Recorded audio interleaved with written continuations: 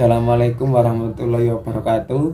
Saya M. Alif Habibullah, NIM 931206119, yang mana akan menerangkan tentang kelompok kami, yakni pengelolaan asuransi dalam tinjauan hukum Islam. Nah, yang mana pada bab ini kita akan menerangkan tentang perbedaan asuransi syariah dan konvensional. Nah, yang pertama yakni pengertian asuransi syariah. Dalam asuransi syariah, dalam bahasa Arab disebut at-ta'min, yaitu penanggung disebut mu'amin, sedangkan petanggung jawab disebut mu'aman lahu atau musta'min.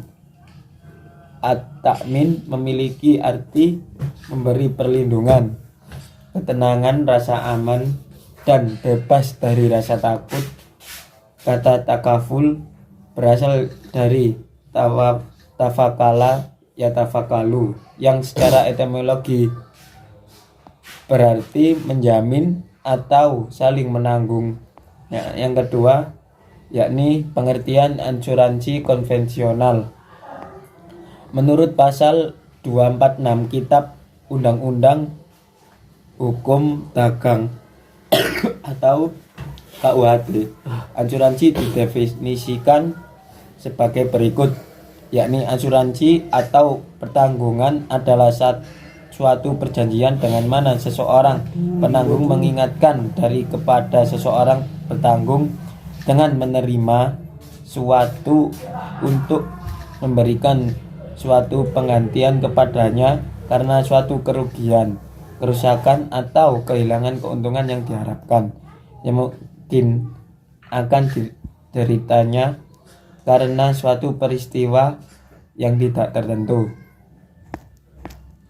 Indonesia menciptakan Undang-Undang Nomor 2 Tahun 1992 tentang usaha perasuransian. Dalam pasal 1 UU Nomor 12 Tahun 1992, asuransi didefinisikan sebagai berikut, yakni asuransi atau pertanggungan adalah perjanjian antara dua pihak atau lebih, dengan mana pihak penanggung mengingatkan diri kepada tertanggungan karena kerugian, kerusakan, atau kehilangan keuntungan yang diharapkan.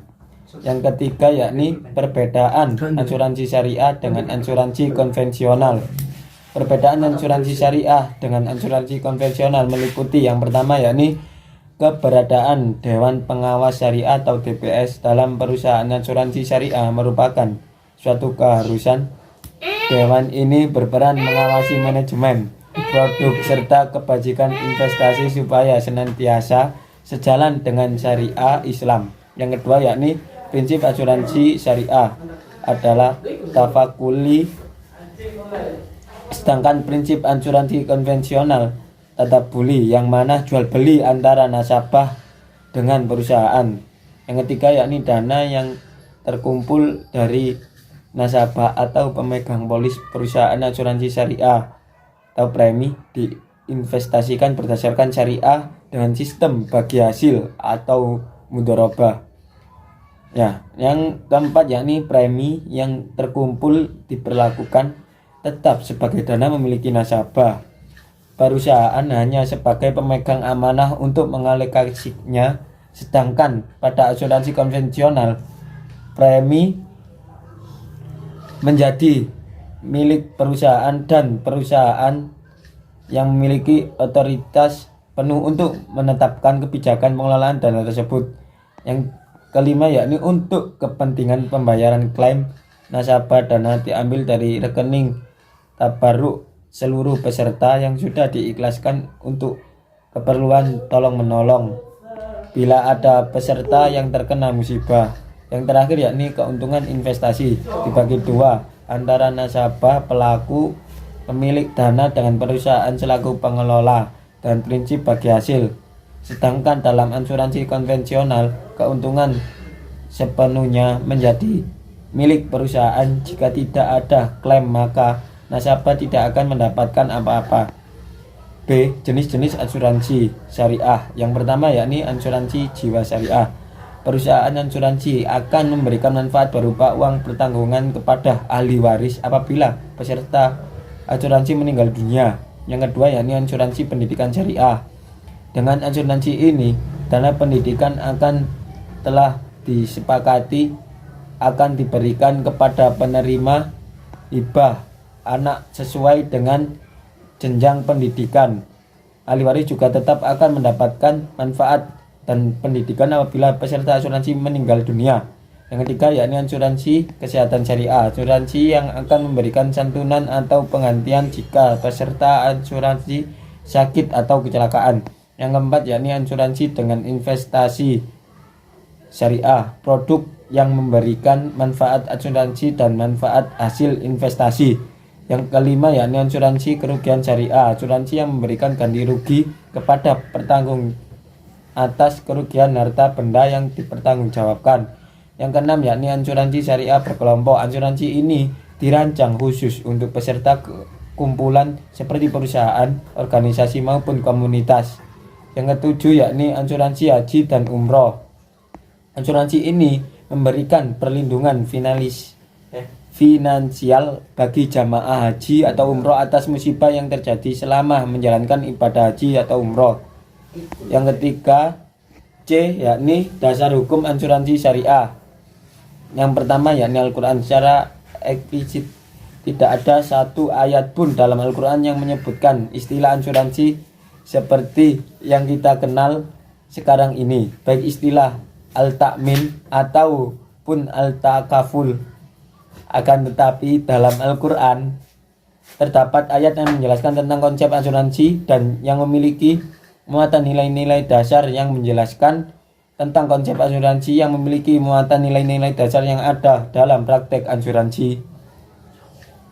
Nah, ini ada salah satu yakni tentang perintah Allah untuk mempersiapkan masa depan atau Quran surat Al-Hajj ayat 18 yang artinya, hai orang-orang yang beriman, bertakwalah kepada Allah dari hendaklah setiap hari memperhatikan apa yang dibuat untuk hari esok atau masa depan, dan bertakwalah kepada Allah, sesungguhnya Allah Maha mengetahui apa yang kamu kerjakan. Nah, yang kedua yakni hadis Nabi Muhammad SAW. Yang pertama hadis tentang akilah diriwayatkan oleh Abu Hurairah radhiyallahu an. Dia berkata, berselisih dua orang wanita dari suku Huzail. Kemudian salah satu wanita tersebut melempar batu ke wanita yang lain sehingga mengakibatkan kematian wanita tersebut beserta janin yang dikandungnya. Maka ahli waris dari wanita yang meninggal tersebut mengadukan peristiwa tersebut kepada Rasulullah SAW. Maka Rasulullah SAW memutuskan ganti rugi dari pembunuhan terhadap janin tersebut dengan membebaskan seorang budak laki-laki dan perempuan, dan memutuskan ganti rugi kematian wanita tersebut dengan uang darah atau diriwayat yang dibayarkan oleh akilahnya atau kerabat dari orang tua laki-laki. Hadis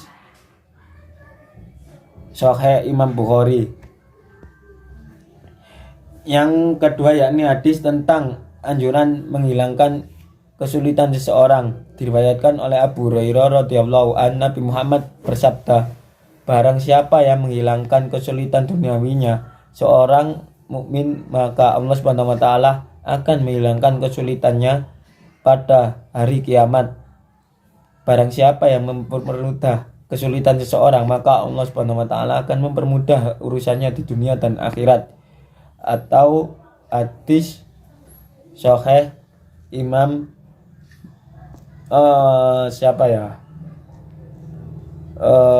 Imam Muslim, ya, Imam Muslim.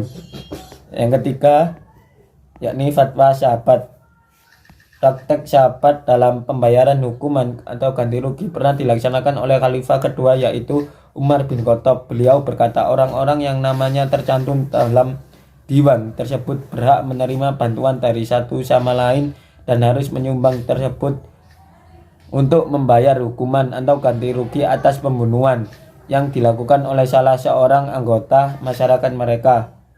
Yang keempat yakni ijma. Para sahabat telah melakukan ittifaq atau kesepakatan dalam hal akilah yang dilakukan oleh Khalifah Umar bin Khattab. Adanya ijma atau kesepakatan ini tampak dengan tidak adanya sahabat lain yang menetap melaksanaan akilah ini. Akilah adalah iuran dana yang dilakukan oleh keluarga dari pihak laki-laki asabah dari pembunuh orang yang menyebabkan kematian secara tidak sewenang-wenang. Yang kelima yakni kias. Yang dimaksud dengan kias adalah metode ijtihad dengan jalan menyamankan hukum suatu hal yang tidak terdapat ketentuan di dalam Al-Quran dan Sunnah dengan kasus lain yang hukumannya disebut dalam Al-Quran dan As-Sunnah karena persamaan ilat atau penyebab atau alasannya. Dalam kitab Fathul Bari disebutkan bahwa dengan datangnya Islam, sistem akilah diterima oleh Rasulullah SAW menjadi bagian dari umat Islam. Ide pokok dari akilah adalah suku Arab zaman dulu yang harus siap untuk melakukan kontribusi finansial atas nama si pembunuh untuk membayar ahli waris korban kesiapan untuk membayar kontribusi keuangan ini sama dengan membayar premi ide praktik asuransi syariah ini. D yakni berakhirnya asuransi. Apabila sampai berakhirnya jangka waktu asuransi tidak terjadi peristiwa yang merugikan, penanggung beruntung memiliki dan menikmati premi yang telah diterimanya dari tertanggung dengan menerima resiko dari tertanggung. Perusahaan asuransi jelas akan menanggung resiko sendiri. Nah, berkaitan dengan keadaan tersebut, timbul pertanyaan mengapa perusahaan asuransi bersedia menerima hal tersebut lah. Hal demikian antara lain disebabkan pada dasarnya perusahaan asuransi itu memiliki keahlian untuk menerapkan teknik-teknik mengurangi resiko yang tidak terbuka bagi setiap pihak yang ditanggung, dan karena itu membuat resiko yang dialihkan kepadanya dapat memberikan keuntungan bagi dari premi yang dikenakan. Nah, keahlian yaitu dengan menjadi seorang ahli dalam menanggung resiko, maka perusahaan asuransi mempunyai pengetahuan yang lebih banyak tentang resiko daripada pengetahuan pencegah resiko, yakni apabila keadaan keuangan perusahaan asuransi cukup kuat, maka mereka dapat memperkuat untuk menambahkan atau melengkapi sarana untuk mengurangi resiko tertanggung. Melakukan pengalihan resiko lebih lanjut yaitu melalui lembaga asuransi yang dikemungkinkan oleh pasal 271 KUHD. Nah, sekian dari kelompok saya. Apabila ada kata-kata yang tidak berkenan ati panjenengan sedoyo atau kata-kata yang salah terucap, saya mohon maaf yang sebesar-besarnya. Akhirul kalam, wassalamualaikum warahmatullahi wabarakatuh.